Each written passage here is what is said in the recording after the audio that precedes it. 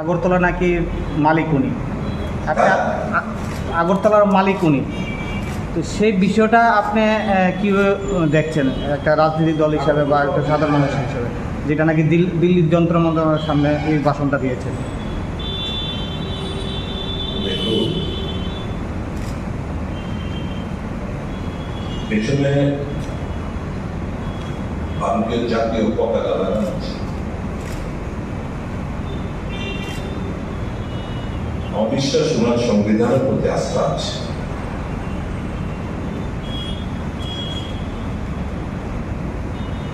এই ত্রিপুরার মালিক আমি, আপনি, সকল অংশের মানুষ, বর্ণের, ধর্মের, জাত। এই দেশ আমাদের, ত্রিপুরা আমাদের, প্রত্যেকটি মানুষের। কাজেই উনি যদি ওই রাজন্য আমলের কথা বলে থাকে, ওনার মাইন্ডসেট আপনি যদি এখন ওই সময় দিয়ে থাকে, I am sorry to say India is a sovereign country. There is no princely state, it no more exists.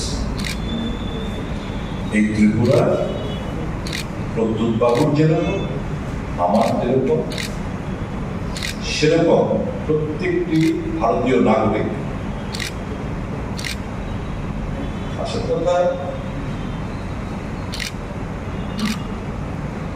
ওনার ফ্রাস্ট্রেশনের কারণও আছে।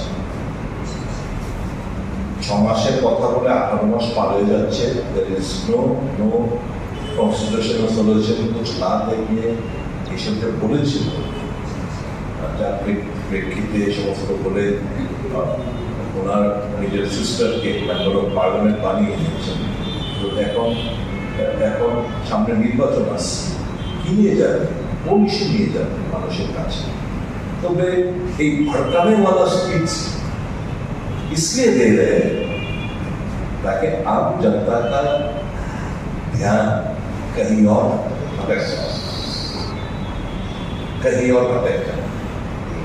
तो मैं प्रद्युत बाबू के साथ बिल्कुल हूँ, जहां तक ये सवाल है कि मोर इम्पोर्टेंट इज আমাদের কংগ্রেসের দাবি 125th amendment bill immediately passed for that Pradyut Babu and all political parties put pressure on the central government who are delaying the passage of 125th amendment bill in the parliament.